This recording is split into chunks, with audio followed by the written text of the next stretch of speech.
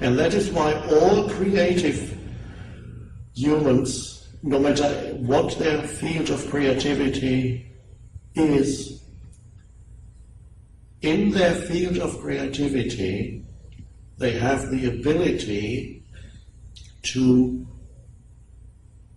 step aside as the me and be in the state of surrendered, aware presence, the state of attention, the state of looking at a canvas, looking at a piece of paper, looking at whatever, even a scientist using thought for a while and then arriving at an insoluble problem, and then looking. Thinking comes to an end for a moment and is replaced by what we could call pure attention or pure awareness. And in that moment, an intelligence that is greater than the accumulated intelligence of the mind operates.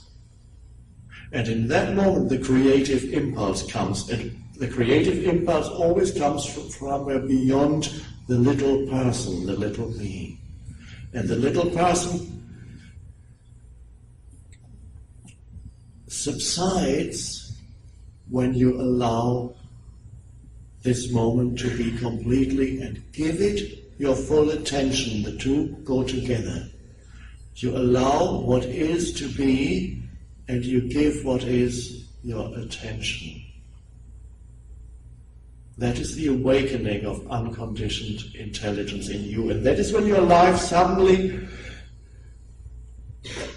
shows enormous capacity for transformation and renewal that goes far beyond what anybody could have predicted when they looked at the conditioning of your mind, far beyond what any psychoanalyst could have predicted after analyzing the content of your mind for 12 years. Because that would be moving within the realm of the conditioned. And so, for those humans who do not move beyond the realm of the conditioned both personal, in a personal sense, and the vast collective conditioning that you inherit, that is to do with the culture you live in, the time period you live in, the genetic conditioning, the very fact that you are a human is already means you're conditioned in many ways. There you have a mind, a human mind, which is collectively conditioned already. So those, and then comes your personal conditioning from your childhood and your life experiences. So those humans who don't go beyond their conditioning, you can predict more or less within this realm of relative certainty how their life is going to develop. Yes, things may change on the external level, but you can more or less predict their relationships, the problems they're going to have, because it's all already there in the conditioning. And the conditioning may be, in some cases, in some humans, it's better, relatively better than in others. You could say, although all humans have the basic collective conditioning, they are burdened with a mind that never stops thinking. They are burdened with the pain of humanity that each human carries inside as the pain body. That's the collective that each human has. On the personal, there are variations. Some humans come into this world and say they've got it made already. When they're 18, they already drive the Ferrari. Everything they've ever wanted is given to them.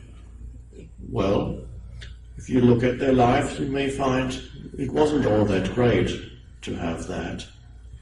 Others come into this life, we could say every human comes with as given a block of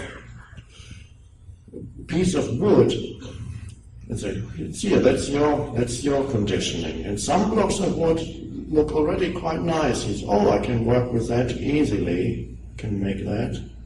And other people get blocks of wood and said, what is this? They are born into totally dysfunctional families. Everything seems to be designed to make their life hard and difficult. And yet they may end up in prison, and yet at some point it happens to some humans, and it's happening to more and more human beings on the planet now. At some point, something arises that cannot be explained from the conditioning of your mind. Something arises in a human being you could have never have predicted, that this person, the criminal who all his life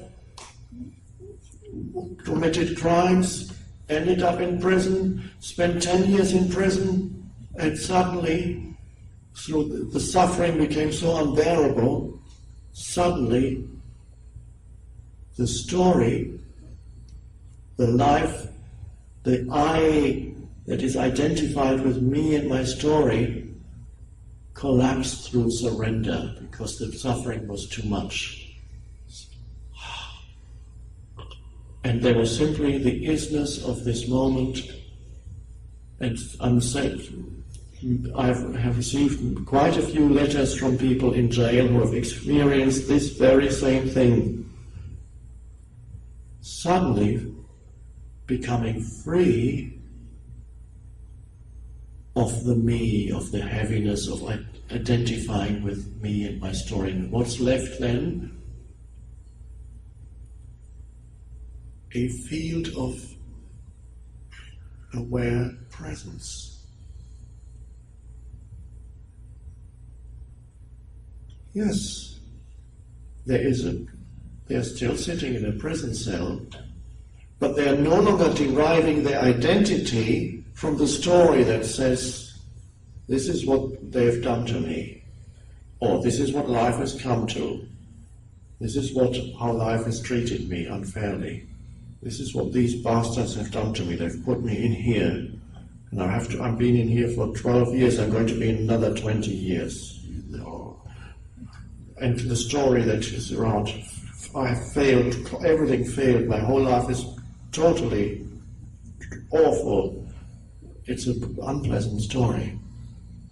And some stories have to become very unpleasant before they collapse.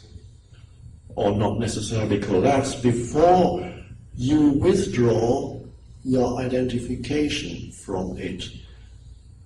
So it happens to some people that so many things go wrong that the story of me becomes more and more unhappy.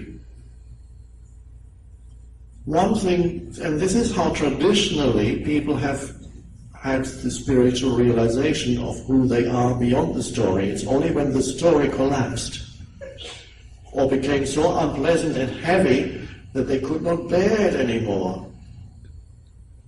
And suddenly something happened and something emerged from within that has nothing to do with the story. A deeper sense of I, which was always there, but it got mixed up with the story.